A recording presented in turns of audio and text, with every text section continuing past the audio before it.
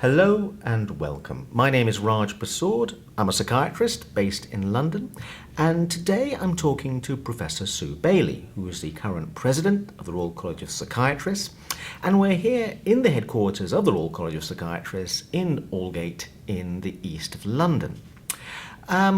Sue, you were overheard recently at a recent talk you gave in this very building, talking about the fact that as psychiatrists we need to bond a bit more, as it were, with the carers, get the carers to be a bit more of our advocates. What were you meaning by that? When we ask either carers or people who use mental health services what they want to be able to see their psychiatrist, and they want that person to be a consistent person in their life, and they want them to understand them. And they are our best advocates. So we're much stronger when we work with them, whether we're going to see politicians or whether it's in our day-to-day practice when we're asking for what services are clearly needed for any patient group. And the carers, of course, are the people who live with the lived experience of the patients, and they actually understand what it's like over time. So they are our best advocates. We're not always perfect. We don't always deliver services in the best way possible. But if you ask both patients and carers what they think of us, they've got a positive view of us, and they want us to be there right at the heart of their care wherever they need us. But the very fact you're having to make these statements as the president of the Royal College suggests there is a problem with our relationship with patients and carers. I don't think it's a problem with our relationship. I think it's this outside perception that there are others who put psychiatrists down, and we start to believe this, and therefore we don't actually look at the other person in the room who is our best ally, which are the patients and the carers. You mentioned that there are people who put us down. Could you say a bit more about that? I think we put ourselves down, so I think that's probably number one. I think we're still stuck in this arcane and useless conversation about what sort of psychiatrist are we. Should we be prescribing medicine? Should we be doing other things?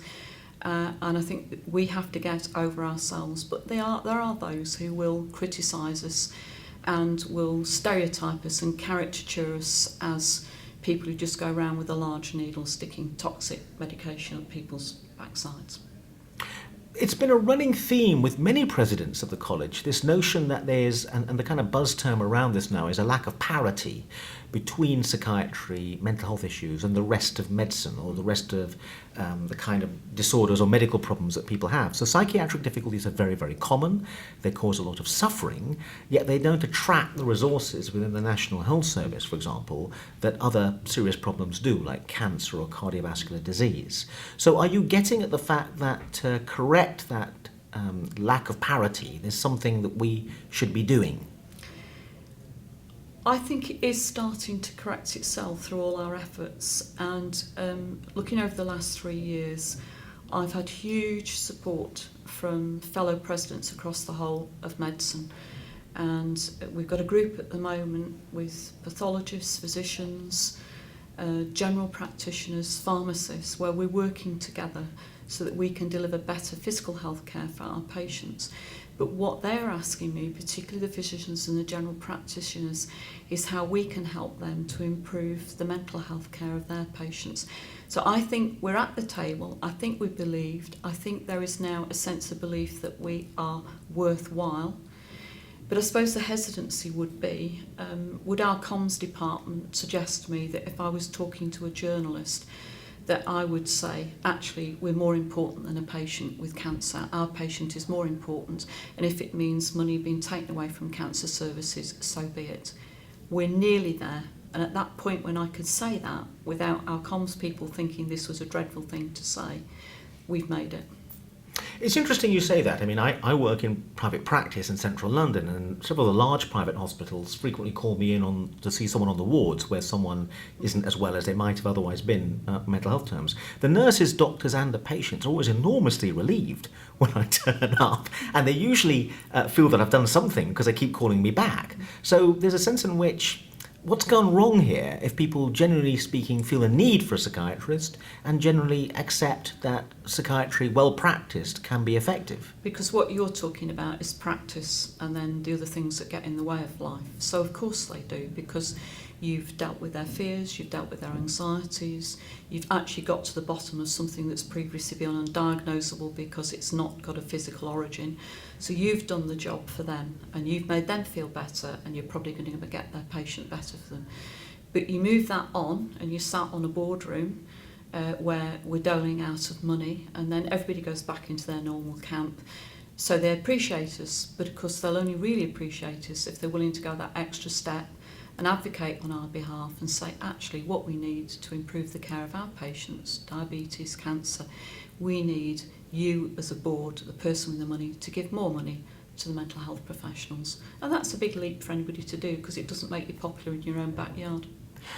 Isn't there a fundamental problem there, which is that if you were to take money away from people with cancer, God forbid, or people with diabetes and so on, the suffering and the consequences become very palpable. But with psychiatry, you take money away, there is suffering, but somehow it's not so obvious to the outside world. It seems to be more silent suffering, or suffering that the NHS seems to be able to avoid. Let's unpick that, because if you migrated the money into mental health, there wouldn't be more suffering in diabetes and cancer, because you'd be treating that depression with the cancer patient. You'd actually be helping the person with diabetes to think it was more worthwhile to be compliant with their medication. Some parts of the country now, diabetic services are run by community mental health services, and they've got better outcomes. They've got more cheerful diabetologists, they've got more cheerful patients who turn up to appointments, and they've got better outcomes. And when it comes to, well, it wouldn't be noticeable in psychiatry if you didn't have things. Well, of course, actually, the ultimate degree of suffering is death. And as our recent training on call survey showed, we're asking them to make unacceptable decisions. They're having to spend 8, 10, 12 hours trying to find a bed for a patient who, by the time they've found the bed, have gone from being willing to go into hospital to being unwilling. We're sending people 200 miles up the road in a caged van to get to another hospital. So I think we just have to speak out, not saying we want anything to get worse for anybody else. We're the answer. We need our patients to have better, and we're part of the solution for the rest of medicine. So this is not greedy, it's not us being selfish, this is just better all round for the health of the nation. You mentioned something there very important about the difficulty finding a bed and the administration, the bureaucracy and the length of time and the amount of stress and suffering involved from the time someone arrives in casualty or in the hospital to actually getting to a bed. There seems to be much more of this bureaucracy which seems to add to the suffering between the time a patient has a need before they actually make contact with the correct psychiatric care. What's going on there? What's going on is cuts, and the solution, when finance becomes the major driver, as it did at mid-staffs, things start to go wrong, and that's why I found the recent trainee survey so difficult to swallow, because the other thing, it had to accept it. It showed up, and other studies and other things we've been doing have showed this up.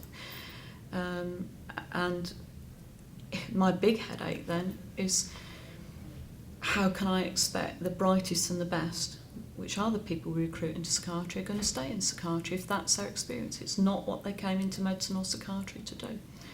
So we have to stand up and we have to keep hissing. We've talked a bit about this bureaucracy. Part of the bureaucracy is that if you arrive in a GP surgery, there seems to be an almost a definite sense in which the NHS tries to offer you anything but a psychiatrist. They may offer you a counsellor or a psychologist via the YAP scheme, or you might get referred to this famous thing called the multidisciplinary team, and you might end up seeing an occupational therapist or a community psychiatric nurse. But there's a whole series of hurdles you have to cross before, as a patient, you actually end up seeing an actual psychiatrist. And increasingly, psychiatrists are kind of like supervising groups of people who see the patient rather than actually seeing the patient themselves. Why should a patient want to see a psychiatrist as opposed to all the other professions that are thrown at them instead? Well, let's unpack that and ask what a GP wants.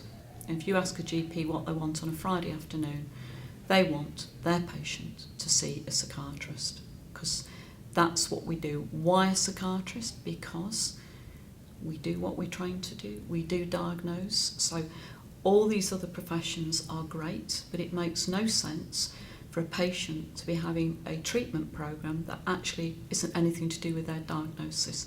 So it's diagnosis up front. What do we do as doctors? And we are doctors as psychiatrists. We deal with complexity, we deal with uncertainty, and we make the offline decisions where there aren't any guidelines to do it. That's what we master in when we train as doctors, and that's what our training teaches us to do. And yes, we should be able to be there to supervise groups of professionals doing the job, but we need to be back in there at the pathway of care where we need it. And we came unstuck 15 years ago with a deliberately misconstrued understanding of new ways of working. We need changed ways of working, but that change involves having psychiatrists there.